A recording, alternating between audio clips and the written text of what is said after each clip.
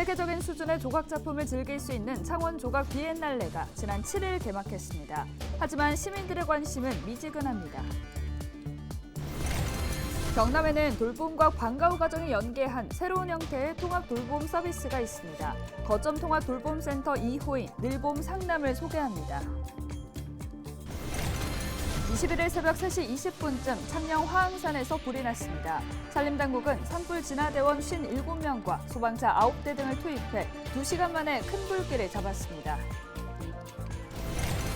20일 저녁 김해의 한 축사에서 불이 났습니다. 다행히 인명피해는 없었지만 새끼 돼지 320마리가 죽었습니다.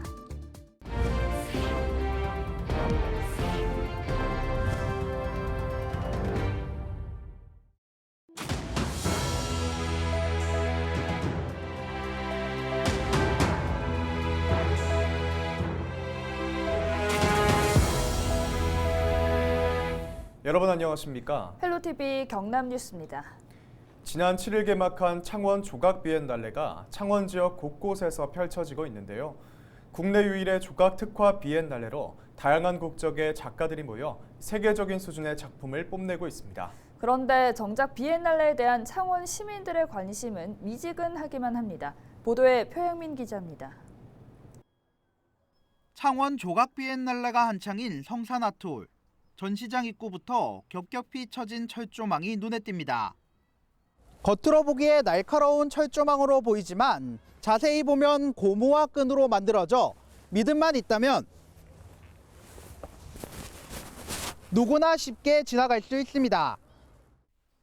거대한 얼굴 조각에 말을 걸자 눈을 깜빡이더니 입을 벌려 대답합니다. 시선을 사로잡는 두 작품 모두 창원 조각 비엔날레 참여작입니다. 지난 7일 개막한 조각 비엔날레는 26개국 90명의 작가가 참여했습니다.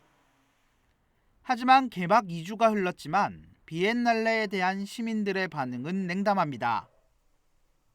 개최 사실조차 모르는 시민이 있는가 하면 전시장엔 관람객을 찾아보기 어렵습니다. 작가분들의 어떤 작품이니까 저희들이 시민들이 어떻게 할 수는 없지만 좀 더 홍보가 되어서 더 가깝게 더 이렇게 더 근처로 이렇게 더 다가갈 수 있는 어떤 그런 행사가 됐으면 좋겠습니다. 비엔날레에 대한 홍보가 부족하고 작품 접근성이 떨어진다는 시민들의 지적. 조각 비엔날레 조직위는 개막 전부터 시민 관심을 이끌기 위해 창동예술청과 진해중원 로타리 등 도심 곳곳으로 작품 전시를 확대했지만 사실상 실패한 겁니다. 조직위는 이러한 문제점을 보완하고 뛰어난 조각 작품을 감상할 수 있도록 남은 기간 홍보를 강화할 계획입니다. 비엔날레를 계기로 해서 전시를 보신다면은 국내 및 해외의 현대 미술의 흐름을 한눈에 일별해서 보실 수 있는 좋은 기회라고 생각합니다.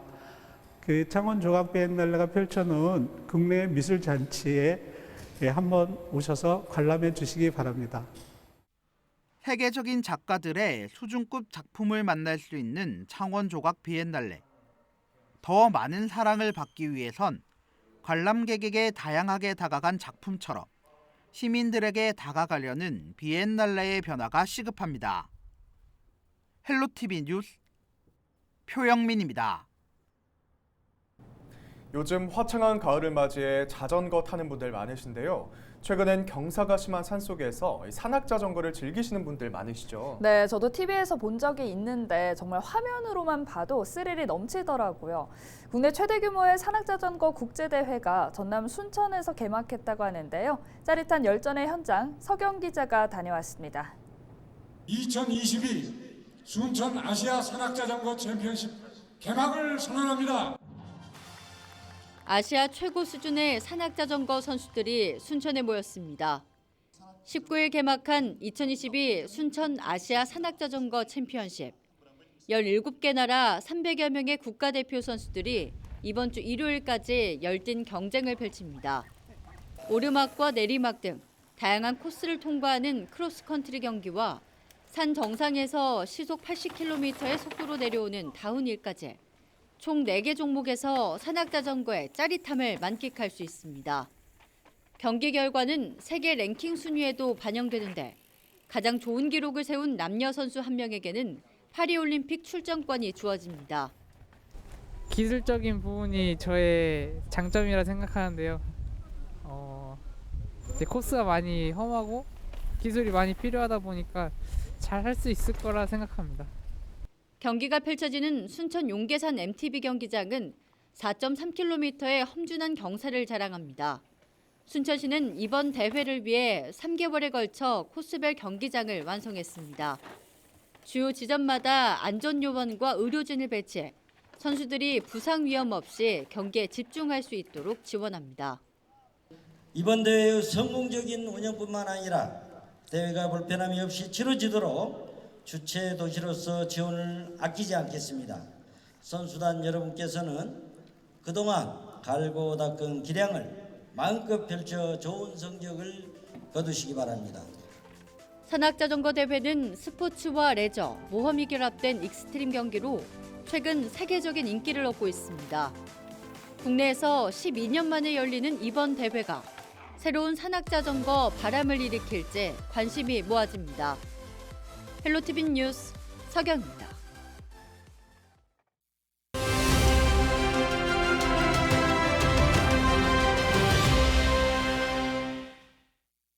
맞벌이 학부모의 최대 고민이라면 바로 돌봄일 텐데요.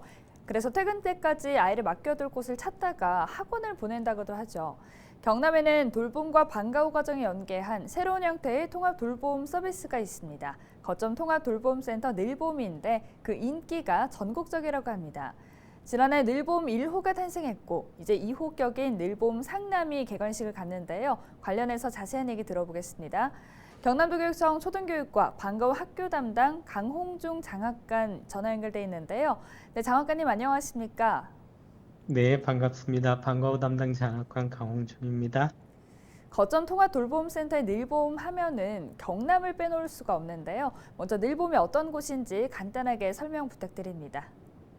네, 늘봄은 학생들이 학교의 공간적 한계를 벗어나서 늘 봄처럼 따뜻하고 안전하게 돌봄을 받을 수 있도록 만든 곳입니다.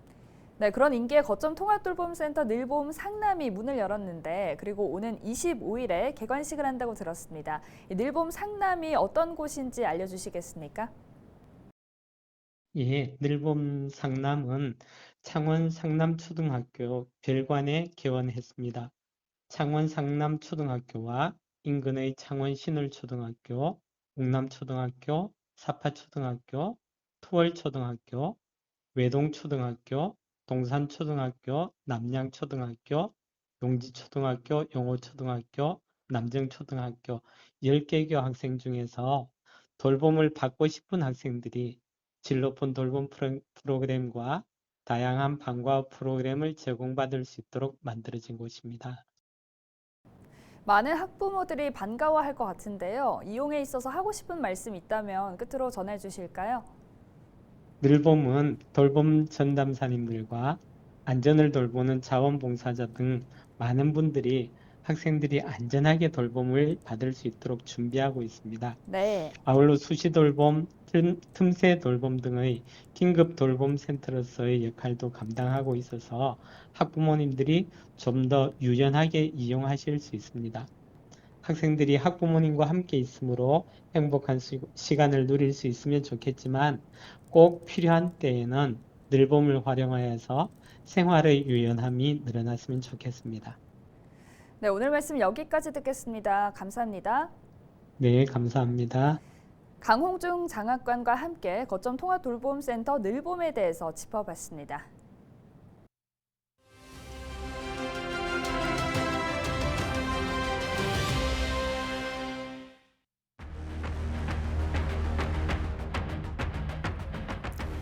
뒤집힌 차량을 향해 재빨리 뛰어가는 한 남성, 소화기로 불을 끄며 차량에 갇혀있던 여성 운전자를 구조합니다.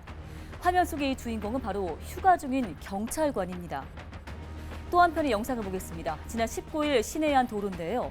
가슴 통증을 호소하던 운전자가 갑자기 쓰러지자 경찰이 심폐소생술을 실시합니다.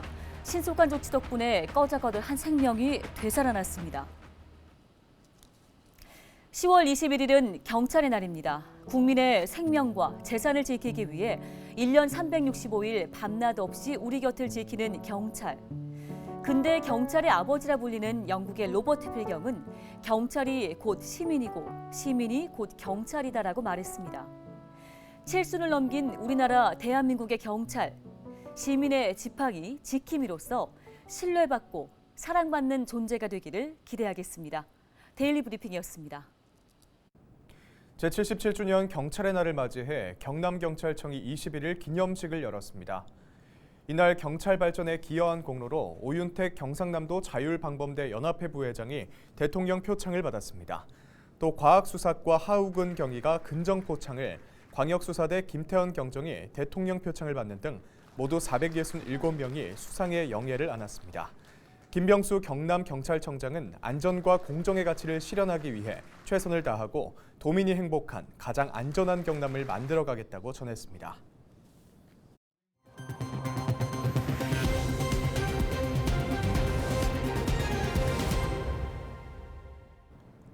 21일 새벽 3시 20분쯤 창녕 화흥산에서 불이 났습니다. 산림당국은 산불 진화대원 57명과 소방차 9대 등을 투입해 2시간 만에 큰 불길을 잡았습니다. 다행히 인명피해는 없었습니다. 산림당국은 불이 산 하단부에서 시작된 것으로 보고 정확한 피해 규모와 화재 원인을 조사 중입니다. 지난 20일 저녁 7시 30분쯤 김해시 한리면 돼지농장에서 불이 났습니다. 축사에서 연기가 난다는 외국인 노동자의 신고를 받고 출동한 소방당국은 불이 난 지 1시간 만에 화재를 진압했습니다. 이 과정에서 새끼 돼지 320마리가 죽고 축사 1개동이 타면서 소방서 추산 2,300만 원의 재산 피해가 났습니다. 경찰과 소방당국은 자세한 화재 원인을 조사하고 있습니다. 경남 콘텐츠 기업 지원센터가 입주기업 종사자들과 ESG 경영 실현을 위한 캠페인을 개최했습니다. 지난 19일 지원센터 1층에서 열린 이번 행사는 김현주 채움교육 컨설팅 대표의 ESG 경영의 이해 강연과 중고장터 행사를 비롯해 다양한 이벤트가 열렸습니다. 이번 행사에 참여한 기업들은 다음 달 ESG 경영을 외부로 확산하여 내년 1월에는 ESG 경영 전략 수립에 반영할 계획입니다. 이런 것들을 조금 같이 좀 공부도 하고 저희가 이제 어떤 방향으로 경영 전략을 좀 수립을 해야 되는지 그런 고민들을 좀 같이 하면 좋겠다라는 취지에서 저희가 이제 특강이랑 이제 거버넌스 회의를 좀 하게 됐고요. 그리고 이제 다 같이 이제 이런 ESG 경영에 같이 동참해보자라는 그런 선포식도 오늘 좀 준비를 했습니다. 119년 역사의 차 문화를 가지고 있는 케냐의 차 산업을 알아보는 학술 심포지엄이 21일 창원에서 열렸습니다. 이번 학술 심포지엄은 한국과 케냐 두 나라의 다래법을 발표하고 케냐의 차 산업 현황과 그에 따른 한국 문화 교류에 대해 논의했습니다. 특히 킵코스게이 토로이티치 주한 케냐 대사관 1등 참사관이 주제 발표를 통해 케냐차의 역사와 차 산업의 현황에 대해서 소개하는 시간을 가졌습니다. 지금 세계 3대 차 생산국이 되고 그리고 세계 수출 1위국이 됐기에 저 나라는 도대체 어떠한 정책을 썼기에 저렇게 훌륭한 차 산업의 발전을 가져왔나 것이 궁금해서 오늘 케냐 대사관의 대사님과 1등 참사관을 모시고 한 케냐 학술 심포지엄을 추진하게 됐습니다. 김해 연지공원 호수 위에 김해 문화도시를 대표하는 캐릭터 덕이가 찾아왔습니다. 10m 높이의 대형 공기조형물인 덕이는 가야시대 유물인 오리 모양 토기에서 영감을 받아 김해 청년 디자이너가 만들어낸 캐릭터입니다. 덕이는 다음 달 중순까지 김해 연지공원에 전시될 예정입니다. 한편 이번 사업은 행정과 시민 유관기관을 연계해 도시 전체 의제를 논의하고 사업 협력 과제를 발굴하는 문화도시 협의체 제로그라운드의 하나입니다. 거제시가 지방 임기제 공무원 13명을 채용합니다. 채용 분야는 가정행복지원센터 시설관리, 건축구조 전문가, 주택관리사 등 10개 분야 13명이며 계약 기간은 2년입니다. 원서 접수는 오는 26일부터 28일까지 거제시청을 직접 방문하거나 우편을 통해 할 수 있습니다. 이상으로 뉴스를 마칩니다. 함께해 주신 여러분 고맙습니다.